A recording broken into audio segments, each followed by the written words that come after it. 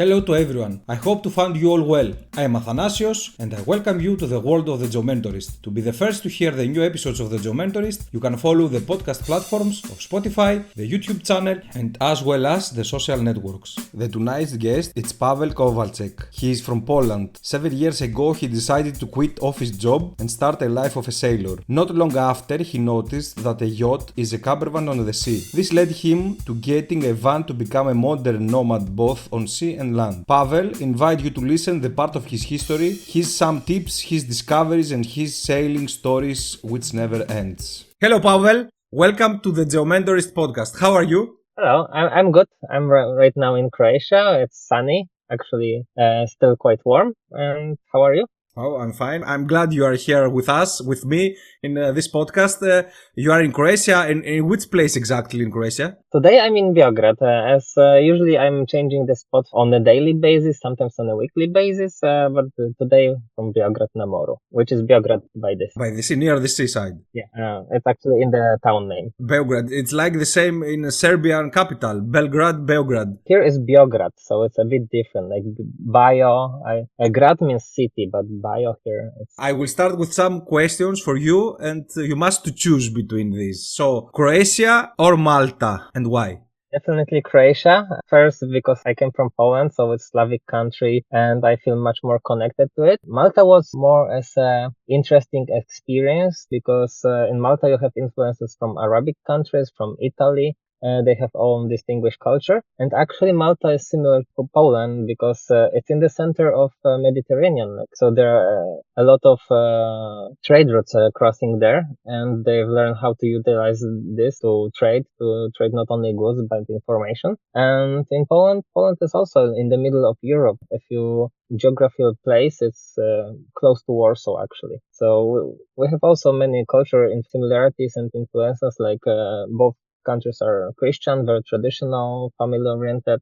So even though I found very much similarities, after some time I was missing green areas because Malta during the height of the season, it's getting really hot and everything almost dries out.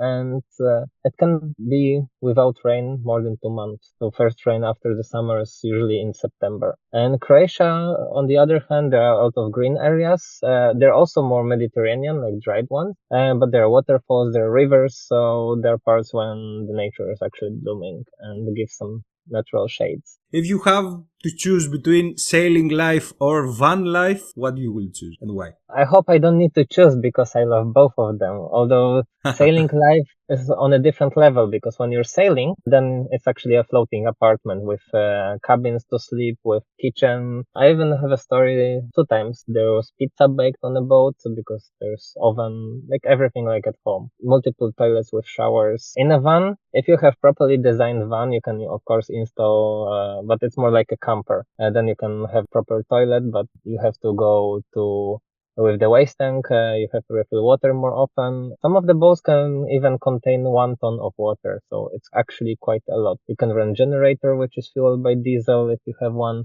and this way you can be quite self-sufficient with, especially if you have solar panels or wind power to charge batteries. Where would you like to live forever? On a boat, because with the boat I can move anywhere, anytime. In a boat? Yes. When you live on the boat, actually you have a home, but you can move anytime. Like with a camper, you can change country, you can change town, you can stay in marina where you have more of a city life, or you can stay on the anchor in a private bay. It's so much diversity, even though you're in kind of one location, which is a boat. Even here in Greece, I know some people in the capital of Athens that they have boat and they live there. They don't rent a house in the city and they live in the boat. You know, they sleep there, they go to the work and they go back to the boat in the marine. They rent the marine parking, something like that. Do you do the same or do you know anyone that do that? I've seen some private boats that are in more often on the one spot. This winter I met a guy from Ukraine that is just bought a boat and he was waiting for his documents to get registration and so on. We're still in contact and he's moving with his family, staying in one place for a few days, then moving to another place, staying for a few days and so on. I think that's not uncommon in the boating because the boating is Of course, there are charters, holidays, but many choose also to live on the boat. And I heard that one of my colleagues even make Airbnb out of the boat. And it's possible to, instead of renting a home, you can rent a boat to stay. So, Pavel, if you were to live on a boat, but could only take one thing with you, what would it be? That's a library considered as a thing, because then I could read all the books that are in there. Anything you want.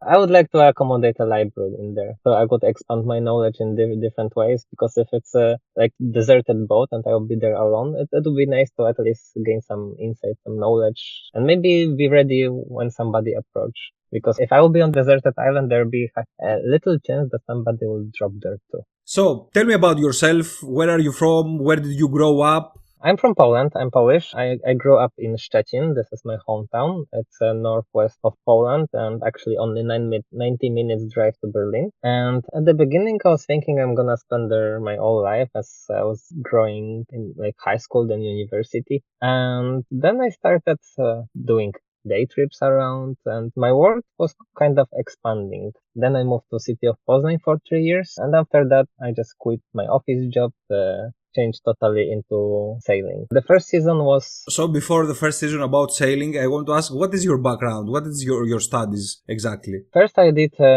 engineer level on the IT department with management. It was management and production. Then my master's I did on electrical department, and it was automation and robotics. Your studies was helpful in the sailing life? If you want to be a skipper, that means a captain of a small boat, or a lower as a deckhand, that means to help with the lines and drive the dinghy and do basic stuff on the boat, then no, it's not needed. But if you want to run it as a business, then of course it's good to know a bit of accounting, a bit of management, and if you want to be skillful as a technician, because on the boats there's quite often that something breaks, and either you're allowed to fix it if it's charter boat or not, because mostly when there's something with engine, some companies and most of them has procedures that the mechanic, the specialist mechanic should come, and you should not touch anything. And once I have a scenario that diagnostic skills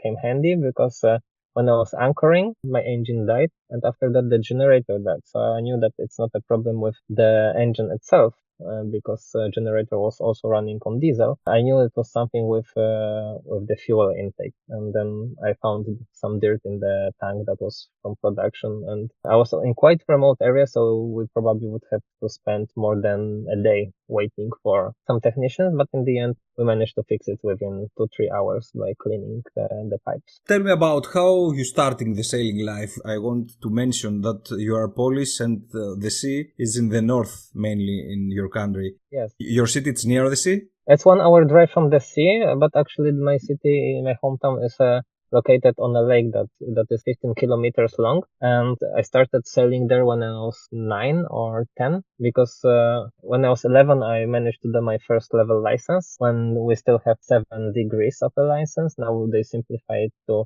and there are only 3 degrees. I have middle one at the moment, which is sufficient to drive boats up to 18 meters long in all sea waters. And before I was sailing on a 2-meter long boat. It was called Optimist class. First I was in a school sailing in the marina only. Then I got promoted to the regatta team and started sailing in a regatta. And this took me actually about 4 to 5 years. So this is the beginning. And this is the beginning. So you started from a lake? Yeah, from a lake. Nice. Does exist difference between sailing in the lake and sailing in the sea? Of course, there are many differences, but tell me about your experience. I think the most important difference, there are 3 of them. First one is about the waves, because on the sea, the waves can be accumulated by the wind by design of the boat, they're up to 4 meters, and everything above 4 meters is designed to be on ocean. And on the lakes, the height of the waves doesn't exceed half a meter. So this is the first difference. Another difference is the salinity. Most people drown on the lakes because they cannot swim and they just drown. On the sea, if you don't know how to swim, I have a situation that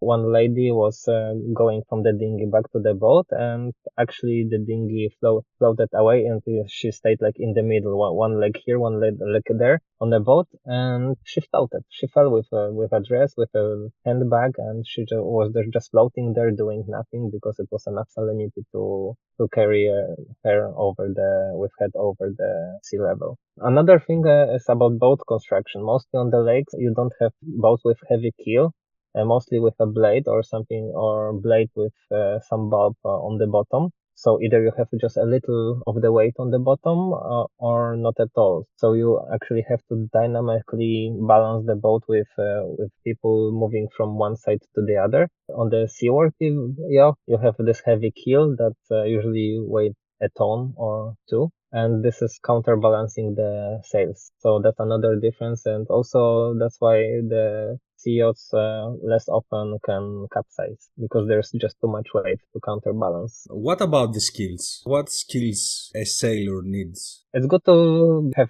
some kind of orientation because if you're going out of the deeper into the sea when you don't see any land, then of course you have maps always on the boats now. Electronic map, paper map, and it's good to be knowledgeable how to pinpoint your location.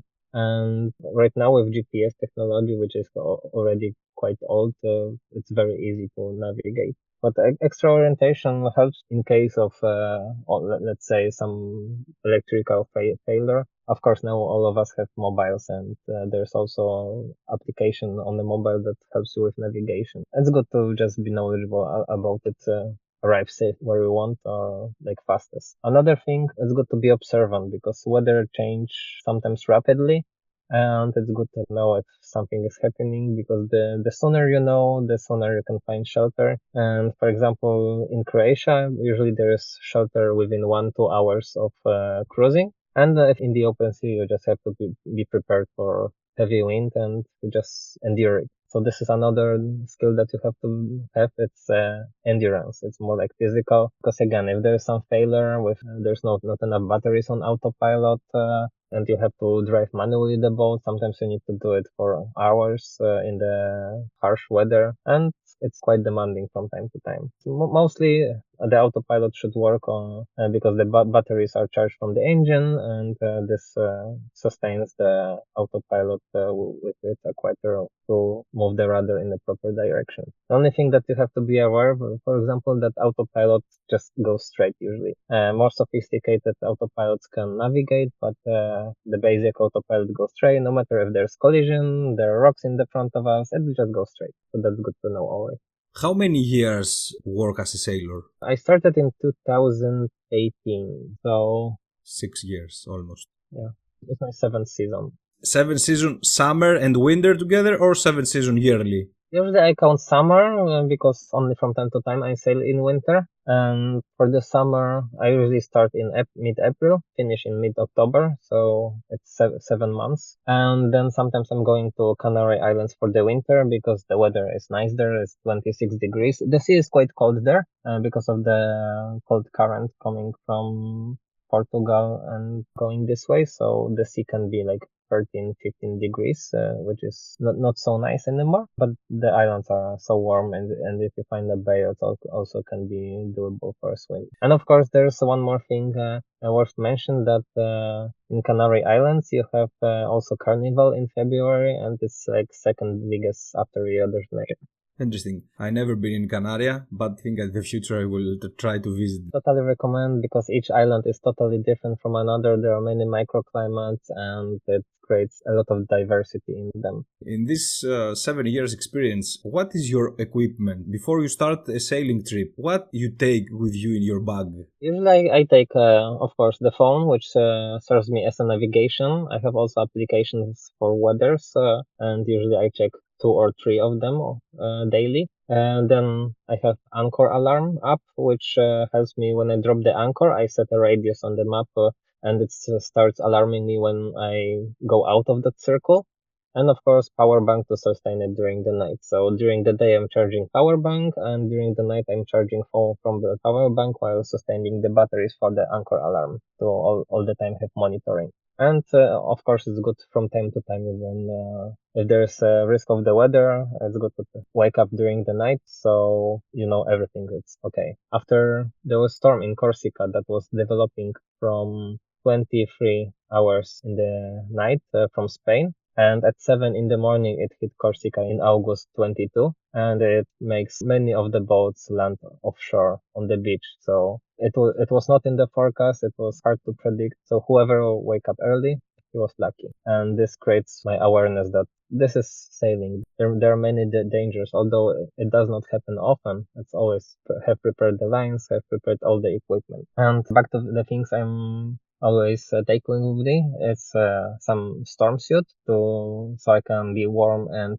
dry during heavy extended weather. Usually when there is a storm, I already have two thunderstorms this year. If it's warm, it's like in the middle of the summer, it's okay. Mostly it's gonna be windy for 1-2 hours and a bit of a rain. And that's it. And so there are not so many dangers in this regard. Unless there's some supercell or once I managed to see a twister that was coming our way, but before it came, after also probably 20 minutes, it vanished and it ended up with just being curious what would happen if, but luckily nothing happened and we were in a protected bay. What are the positives and negatives as a sailor? Positives are that there's a lot of freedom involved because you're just out there in the ocean with a group of people that after a week on a boat, you know them pretty well. And I always say, after a week on the boat, either we become friends or we never meet again.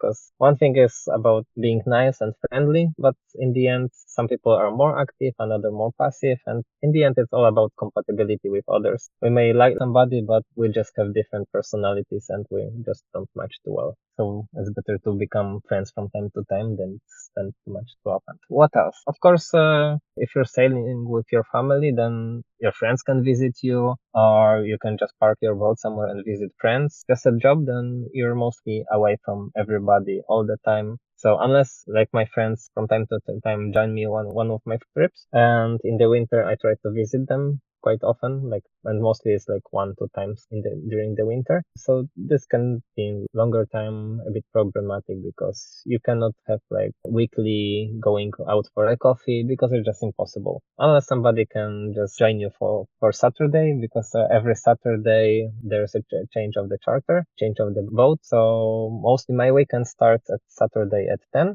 and finish at Saturday at 2 in the afternoon. So this is my 4 hours to do anything, and usually I try to rest in this time. But if somebody visits me for a coffee, it's nice. What do you like mostly about traveling, about sailing? I think it's about meeting new people because every person can teach you something, inspire somehow. I think the world without people will be just like playing a game in a sandbox. The people make a lot of a difference, and every culture is different.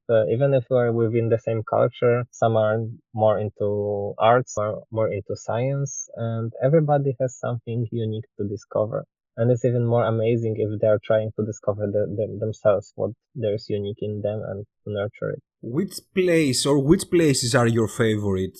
It's hard to say because when I was in Malta, I spent there 2 years and I enjoyed that time. But if you ask me if I will come back again, I could drop a visit for a week, maximum two, and I think it's just enough. In Croatia, it's my, I think, fourth season that I'm here for half a year. I still enjoy this place. I feel kind of like home. I feel safe. Even though I'm changing places because usually you can find me between Zadar and Split, so I'm not stationary, to exploring the areas. And from this year, I started hiking in the mountains, and because Croatia is both seaside and mountains, so actually there's a lot of beautiful places to explore. But if I was here to stay like for a life, I would hesitate because there's still something that I'm missing from my hometown, from Poland. But if I was to stay in Poland all the time, not going back to Mediterranean Sea, which is like very beautiful, I would still hesitate if I was to choose Poland. So I think there's no place that I would like to live in. And there are so many places that are beautiful. Even what creates more beauty, that is that you're there temporary, not for full time. The only thing that I can say that after sailing here for so many years, because first time I was in Croatia in high school, and second time was when I made Croatian license in 2015. And seeing these mountains and seaside every day, I still like to watch it. There's still something beautiful that I like to watch after spending so much time here. So I would miss that for sure if I'm not gonna be here.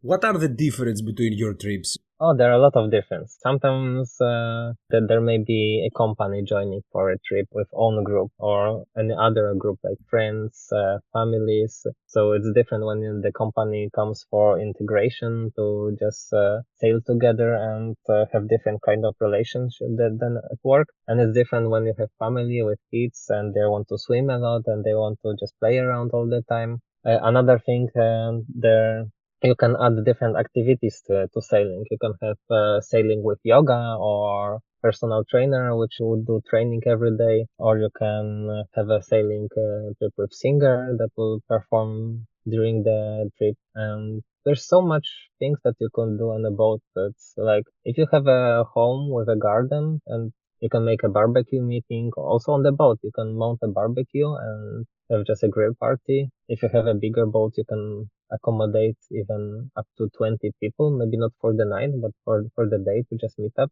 When I was in Malta, we had more than 20 people on catamaran for a day charter. It was quite a big party. And of course, there are something like the yacht week or the boat trip. It's a big party combined of many boats. There's big flotilla sailing together. They have own DJ. They have a lot of floaties. And it's like a festival, just floating and moving around. So there are so many differences between one trip and another.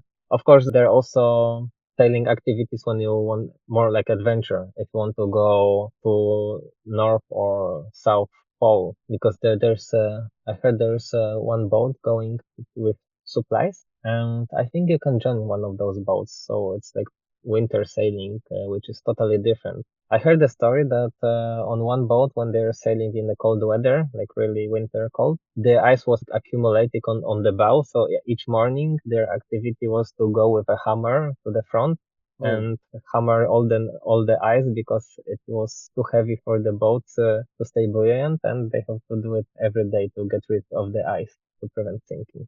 Can you share more about your experiences? Because it's very interesting. Do you have any pleasant or unpleasant situations that happened in your sailing travels? I think the most pleasant that happened quite often, but it depends on the level. So when everybody integrates and communicates at certain level, that there's just pure joy of interaction. We just feel like in a bubble outside of the work. We forget about what is in the work. We're just here in this place, and then we focus what's there, and we're happy of the interactions. We're happy of activities together, and there's just pure joy of living. So this is the most pleasant when we are able as a group to reach this synchronicity, if I can call that. Mm-hmm. I think the most unpleasant what happened to me whenever somebody asked me this question is when instead of being a captain, I am a nanny for drunkards, because alcohol is a topic that usually connects with sailing. I'm not really into this, but on the other hand, when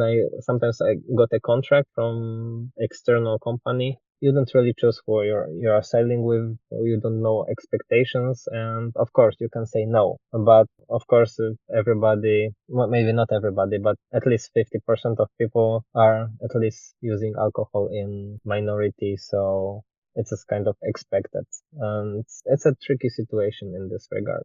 Have you ever lost your orientation into the sea? And I mean by that, found yourself or to approach a different place than you expected? I know that the routes of the sailing trip is standard.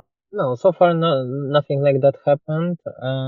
At least I don't remember at the moment, because after sailing so many seasons in Croatia, I stopped even using maps because I memorized all the trips. When I was living in Malta, even I was swimming from time to time in the same bay, so I remember how deep is where, so I can approach much closer than the other boats, because I even remember how deep is in certain areas of the bay.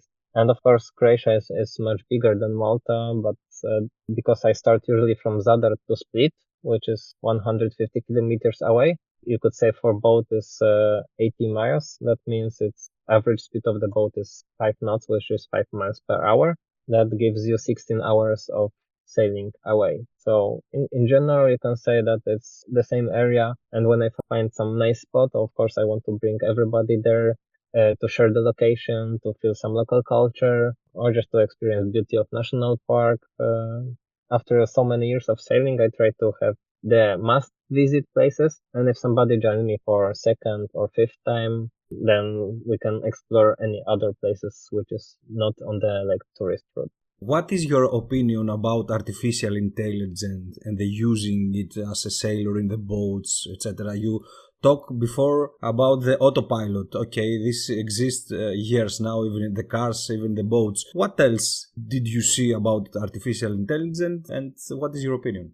I think in the future it's possible to have a boat like fully automated that will be docking for you, will be sailing for you, and actually, I don't have much of an opinion because there's always a choice, and I think we as a humanity, we're going to always have a choice. Either you choose artificial intelligence to do everything for you, or you choose a human being just for lively interaction. Unless we reach a point when artificial intelligence will be almost indistinguishable from human being. But there's also something that I believe called soul, and I believe that artificial intelligence will never have something like that. We talk about the technology, the equipment, about the places. Did you visit any significant geographic point of interest that gave you a goosebump or took your breath away? And by that I mean when you started the trips in the Croatia and the Malta and Canaria. Do you remember, or you visit again and again in this 7-year period and experience as a sailor? A monument or,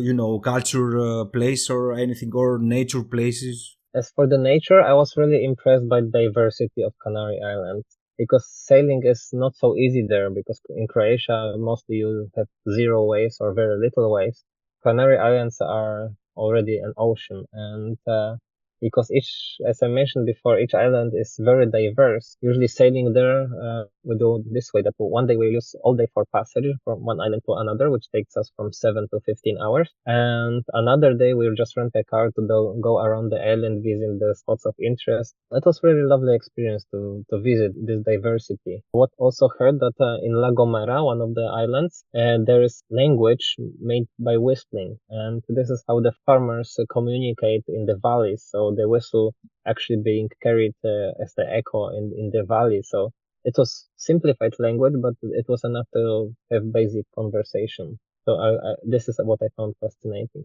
Can you tell about how is the feeling at the night, about the stars, looking at the sky, etc., at the middle of a sea? Actually, this is what I loved since childhood because in primary school I was interested in stars, in black holes. Now I could combine it into a sailing trip that actually we're sailing at night and watching shooting stars. It happens in August. So mostly there's either 1 or 2 weeks in August that there are so many shooting stars that you could see 30 within 2 hours. This is what happened in 2023. And when you sail away from all the light pollution and there is not enough water particles low in the atmosphere to cover, you can see Milky Way, you can see a lot of the stars. And if it's in the period of any shooting stars like Perseid shower, but from time to time also this year in May,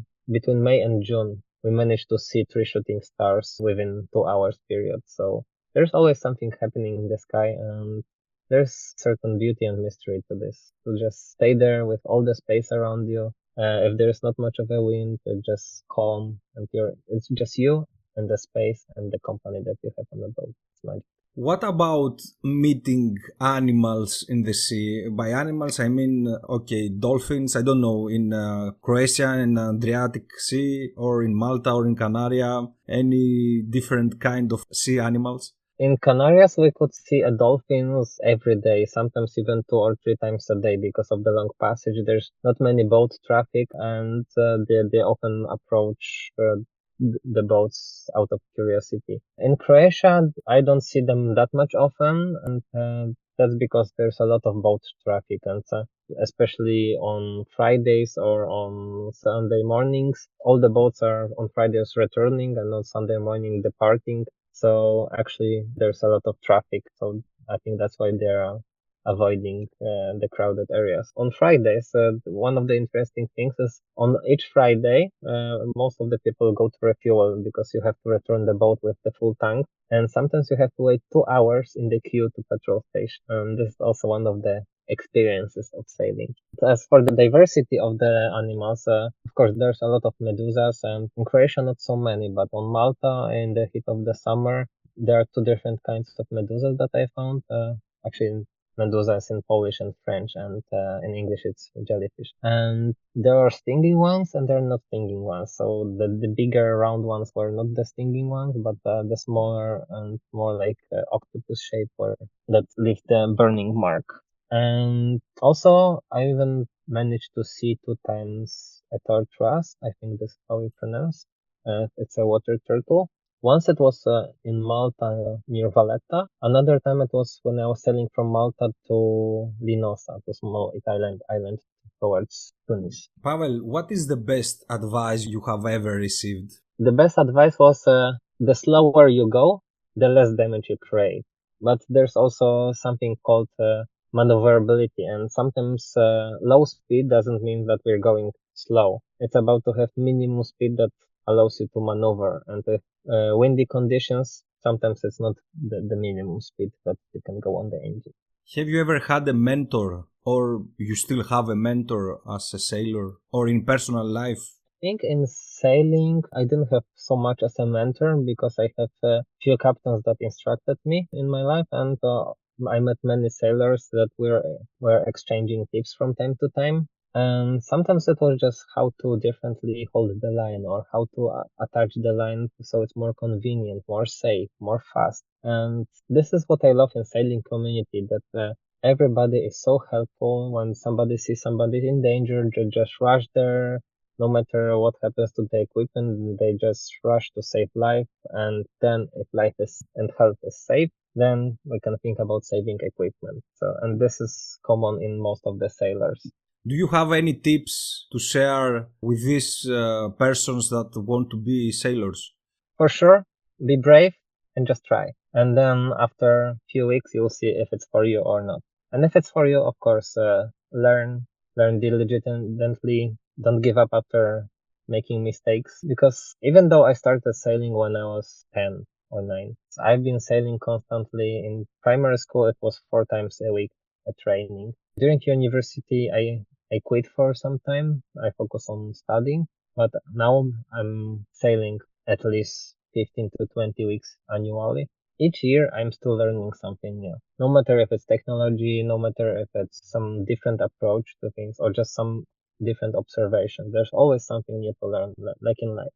And back to the mentor question, I started meditating 7 years ago. And this is the only person that I've been learning from for so long, because I never had anyone that I've been learning for so long, like from the person that I'm learning how to meditate, how to have this kind of life. We approach at the end of the episode, and I want to ask a question that I make to all of my guests here. So, if you had a time machine and you could travel through time with the expertise and experience you have today, in which era or decade of our recorded history would you like to go and why? There's one mythical or like more from the legends place.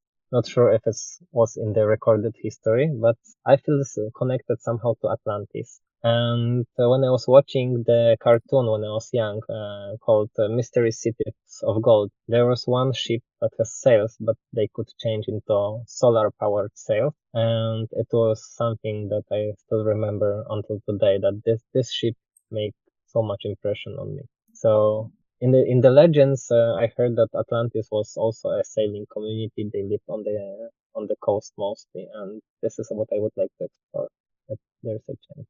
Nice. So, Paweł, anything last you want to share with the audience? I'll do it in Polish, so you can hear a bit of a Polish. Nice. Dziękuję, że jesteście do tej pory i mam nadzieję, że przyjemnie się słuchało. I jeśli macie jakiekolwiek pytania odnośnie żeglarstwa czy życia w podróży, zapraszam. And it translates it to thank you for staying so long. and hearing me out. I hope that was a pleasure for you. And if you have any questions regarding sailing or living traveler's life, you can reach me out, and I'll be happy to have a conversation or even a coffee if it's a chance to meet. Thank you. Very nice. Thank you too, Pawel. Thank you very much.